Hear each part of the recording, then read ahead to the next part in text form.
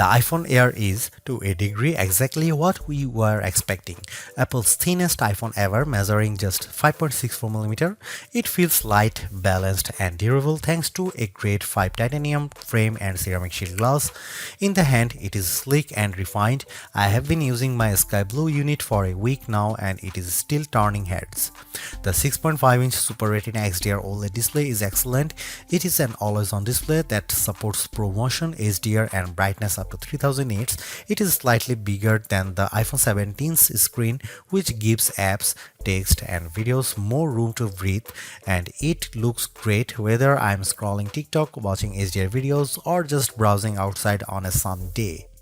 iOS 26 feels tailor-made for the Air with its new liquid glass design that looks striking and complements the physical build. Messages now support custom backgrounds, typing indicators, and polls, while the phone app and visual intelligence get useful upgrades.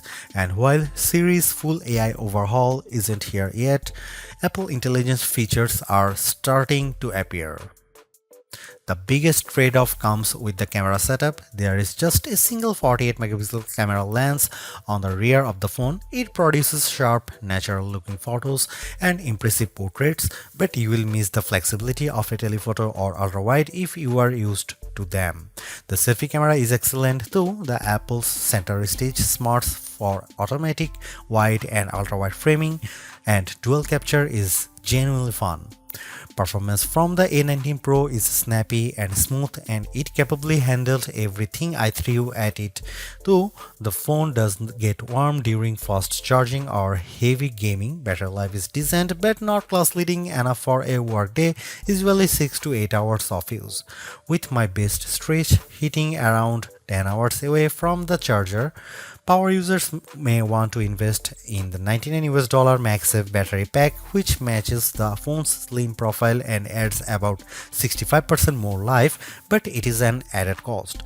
The iPhone Air isn't the best iPhone for photography or endurance, but as a design statement, it's a gem. It feels like the most exciting iPhone Apple has released in years, and while it costs more than the iPhone 17 with fewer cameras and shorter battery life, it delivers value in other key areas.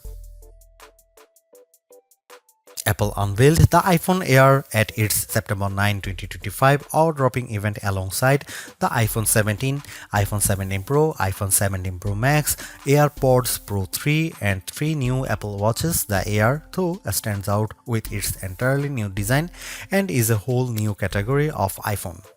It starts at $999 for 256 GB of storage, or you can bump that up to the 512 GB for $1,199 or 1 TB for $1,399. The iPhone Air is an eSIM only device worldwide and comes in 4 colors: sky blue, light gold, cloud white, and space black. I've been testing a 1 TB iPhone Air in sky blue. Apple will officially launch the iPhone Air on September 19, 2025, but it's up for pre-order now from the company's online store, authorized retailers, and carriers.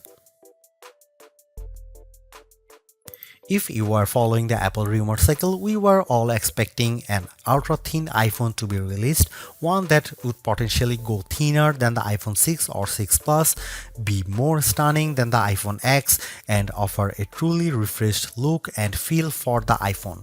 The launch event's awe-dropping tagline set the bar high, and the iPhone Air cleared it with room to spare. It's not the first ultra-thin phone. The Galaxy S25 Edge measures in at 5.8mm, but it still feels as stunning, sleek, and sexy in my hand right now after living with it for a week as it did during my brief hands-on session following the launch event.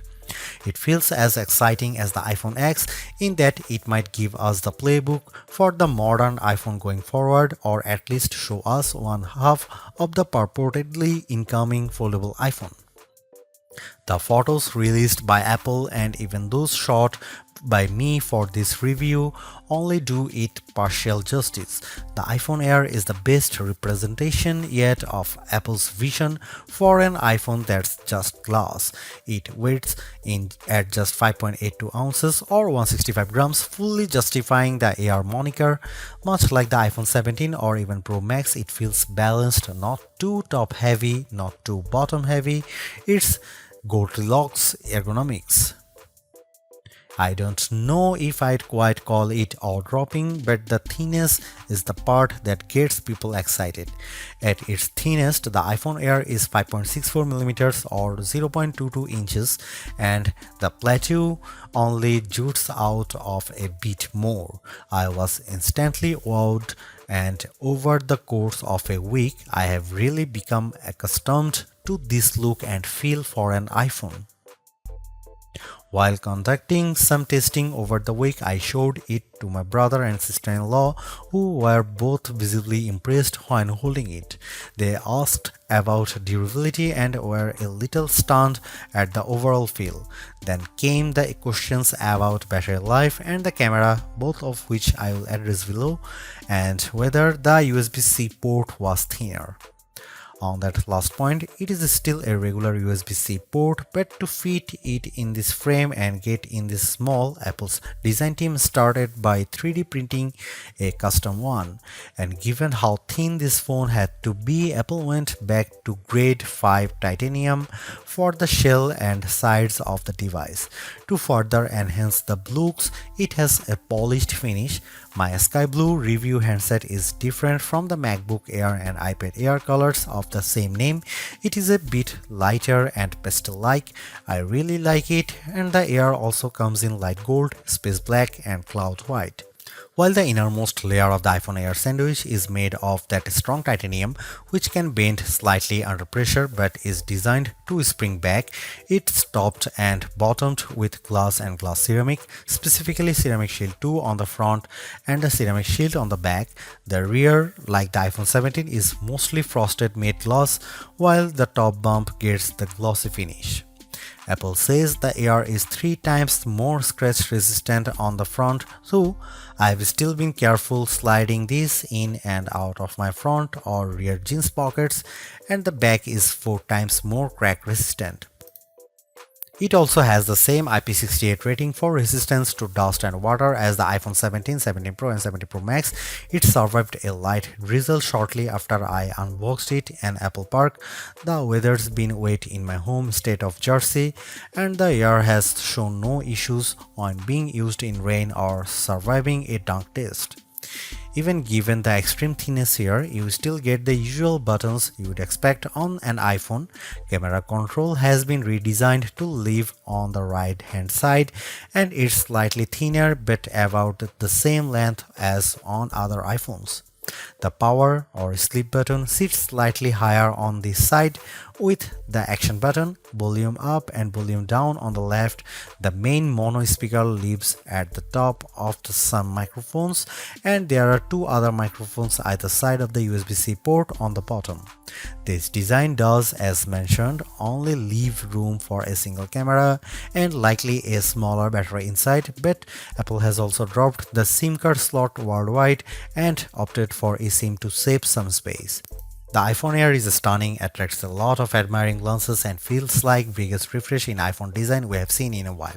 Yes, it's the same key parts, just compressed, but in use it feels like the perfect showcase for iOS 26. If you are after Apple's best design this year, I think it is clearly the iPhone Air. For $999 US, it would be a little mean for Apple not to include promotion or always-on functionality here, and the iPhone Air supports both. As a whole, the screen is basically in line with those on the iPhone 17, 17 Pro or 17 Pro Max. The front of the iPhone Air is nearly all glass, except for a thin black bezel that turns into the sloped polished side. It's a 6.5-inch Super Retina XDR OLED display with a resolution of 2376 by 1260, which works out to 460 pixels per inch. It tops out at 3000 nits of brightness when needed, supports the white color P3 gamut and HDR, and features an anti-reflective coating. It also has the same dynamic island as the rest of the iPhone 17 line. In daily use, the display is really the main appeal here. On paper, it's 0.2 inches bigger diagonally than the iPhone 17 or 17 Pro, but it feels a bit more expensive.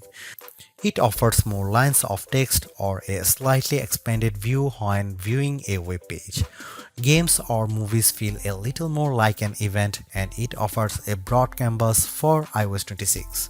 Lay two of these phones side by side and I think you'd have some idea of what Apple is planning to bring us with its long rumored folding iPhone, and it would look mightily impressive, but we are not quite there yet. And it's still smaller than the Pro Max.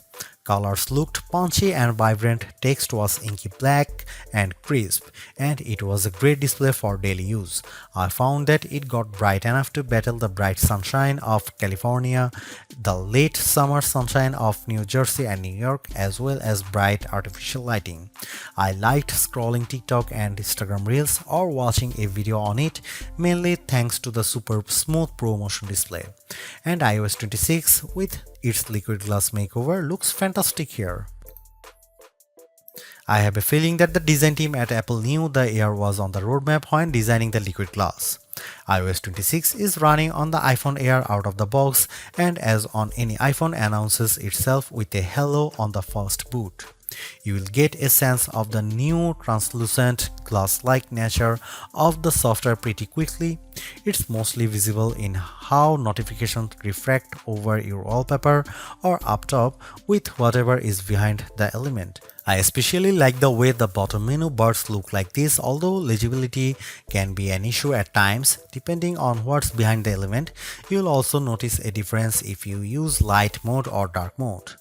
The redesign is only a portion of iOS 26 as Apple's latest OS introduces a number of new features. I am keen to put many of the new parts of messages to the test with my friends and various group chats. With the latter, you will now get typing indicators and you can set a custom background for any message group or individual. This will, I have a feeling, be an especially tough test for legibility with the liquid glass components. You also have the option to add polls in group messages, which is a fun way to decide on activities or maybe pick a restaurant. The phone app is entirely new, though you can switch back, placing your favorites up top, and below that is a combined list of outgoing and incoming calls, missed calls, and even voicemails.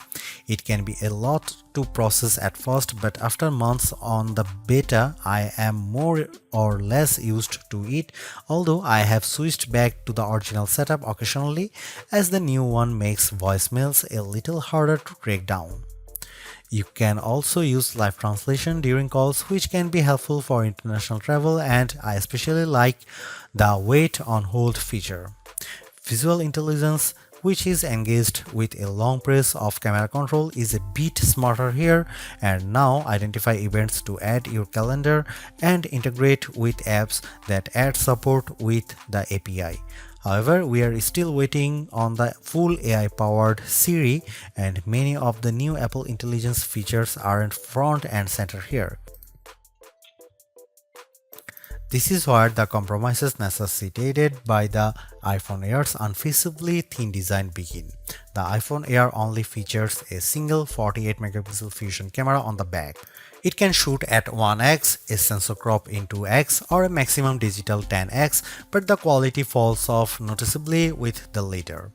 I'll cut to the chase here. If you are after the iPhone with the best cameras or even just some variety for shooting, this is probably not it.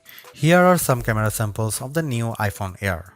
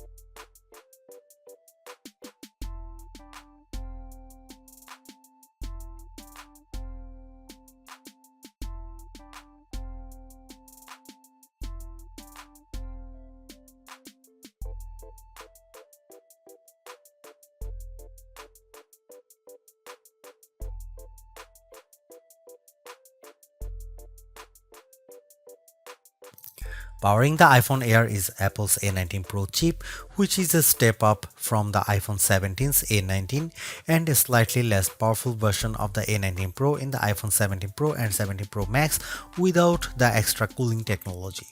The A19 Pro here is a 6-core CPU with 2 performance and 4 efficiency cores, a 5-core GPU and a 16-core neural engine.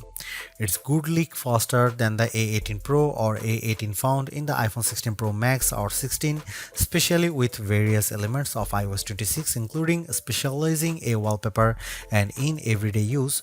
Compared to the standard iPhone 17, I would say performance is about neck and neck. The A19 Pro is arguably being used here to help regulate performance temperature. I did notice the iPhone Air heating up during the first few days while it was still indexing and charging, especially from 0% to about 50% before cooling as it slowed near 80%. It also warms up when multitasking with demanding apps at times.